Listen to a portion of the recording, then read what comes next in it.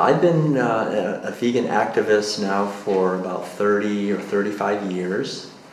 And the main focus of the work that I'm doing is to help people look more deeply into the ramifications of our food choices, the consequences of eating meat, dairy products, and eggs to our environment and to our health, and at a deeper level to our culture, and at an even deeper level to our inner consciousness, to the spiritual and psychological dimensions of our beings, and really to see that there's nothing stopping us from creating a world of freedom and joy and peace and abundance for everyone. The whole point is to understand that we're raised in a society where we're abusing animals, and primarily for food and other products, and that by doing that we not only devastate our earth and our society, but also our own chances for creating a world of freedom and peace and abundance for everyone. The basic message is that we've all been raised in a society where we've been forced, really against our will in many ways, from the time we're little infants, to eat a certain kind of meal, right? We're eating meat and dairy products and eggs as the centerpiece in many ways of the foods we're eating, and that this desensitizes us, that this disconnects us from the inherent intelligence and compassion that we naturally have, and that by doing that, it makes it more difficult for us as a society to deal with the problems that we're creating. The interesting thing I think to understand is that animal agriculture in the outer world is actually the main driving force behind soil erosion, water pollution, water depletion, climate change, and species extinction and ocean devastation. So in other words, virtually all of the environmental issues we're facing are driven by animal agriculture. Animal agriculture is also the driving force behind a lot of the cultural problems that we're having, like war and hunger, starvation, and social injustice and drug use. And at another level, that animal agriculture is the driving force in many ways behind the physical illnesses that we're having.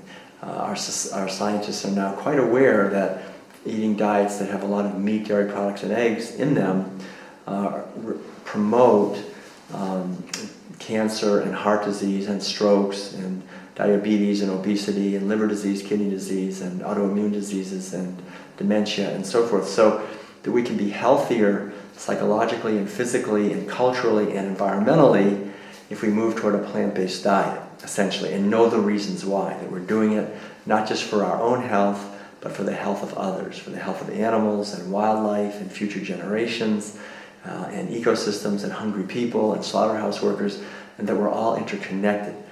So it's basically, I would say, a teaching that is in alignment with the ancient wisdom teachings of many of the world's philosophical and spiritual wisdom traditions, the teaching of ahimsa, which means nonviolence, the teaching of the interconnectedness of all life, the teaching of as you sow, so shall you reap, and to actually make an effort to understand these things and to realize that we live in critical times, that we're no longer really with the luxury of just doing whatever we want, that the ecosystems of our planet are being totally overstressed, that the relationships among people and among nations are getting more and more volatile and more dangerous.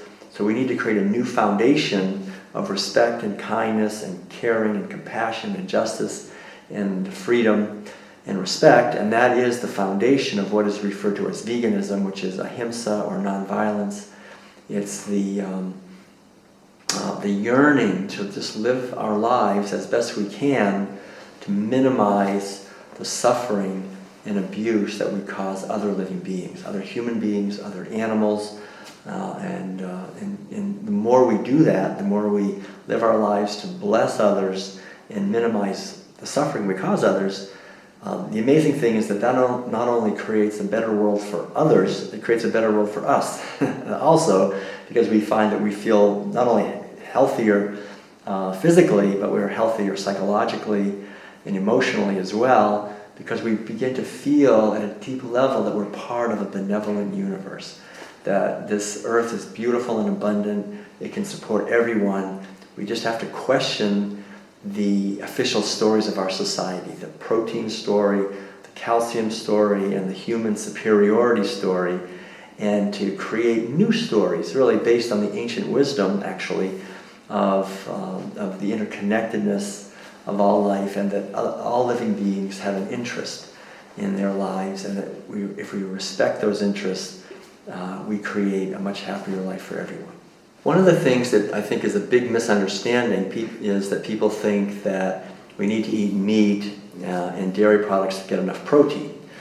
And this has been completely shown that it's not true, that plant-based protein is actually higher quality than animal-based protein. Plants make all of the amino acids that create all of the different types of proteins that we make. Our bodies actually create millions of different types of proteins from the 21 essential amino acids that are created by plants through photosynthesis.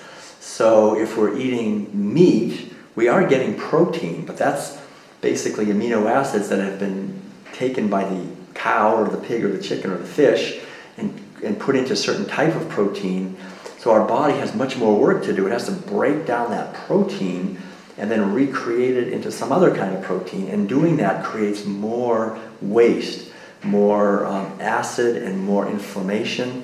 And it's a driving force behind kidney disease, liver disease, arthritis, quite a few, just in general inflammation, which is very hard on our bodies and causes a lot of disease.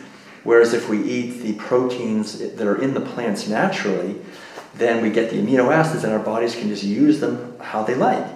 So there is actually no reason to eat animal foods to get enough protein. We can get plenty of protein from plant-based sources.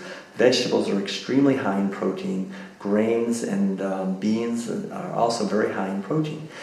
So the other thing that is important to understand too is that dairy products, although they have quite a bit of calcium, the calcium is mixed with a lot of protein, which tends to acidify the blood and cause the body to lose the calcium through the urine. So it's actually better to get our calcium from grains and from greens the way we traditionally did. And the underlying idea to understand is that dairy products actually are not healthy for our bones, according to the research that's been done, and meat is not healthy in terms of giving us enough protein, that we get much higher quality calcium and protein from plant-based sources. It's important, I think, to understand that animal agriculture has always been about the domination of animals by human beings. But specifically, it's been more accurately the domination of female animals by men. And from the very beginning, herding animals and sheep and goats and cows and pigs was men's work. And it wasn't only abusing them and killing them for food. They had to be impregnated against their will. Their babies had to be stolen. So animal agriculture has always been about the forced impregnation or rape of animals. And it's forced through many generations our society, men, to disconnect from the natural kindness and sensitivity and tenderness towards females and towards the sacred feminine dimension. So I think one of the things we have to realize is that if we want to create a society of freedom and abundance and peace and equality, we must move toward a plant-based diet where we're no longer engaging in sexual violence against female animals, oppressing female animals and stealing their babies. That kind of sexual violence, which is within the dairy industry and the meat industry in general, causes enormous suffering to these animals, but it also causes suffering to us because we, as human beings, have to shut down our natural caring and loving hearts and our emotions.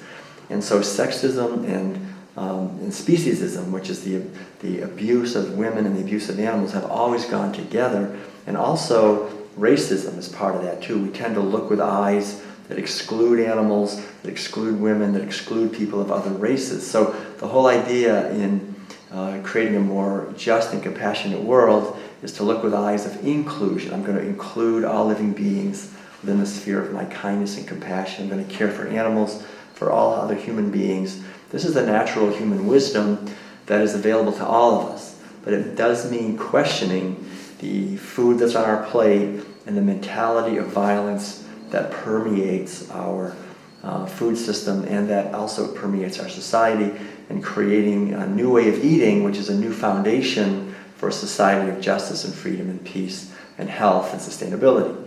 I want to thank you for making an effort to understand these ideas and for being part of a world where peace and freedom and justice are actually possible. As Gandhi said so well, we are all called to be the change that we would like to see in the world.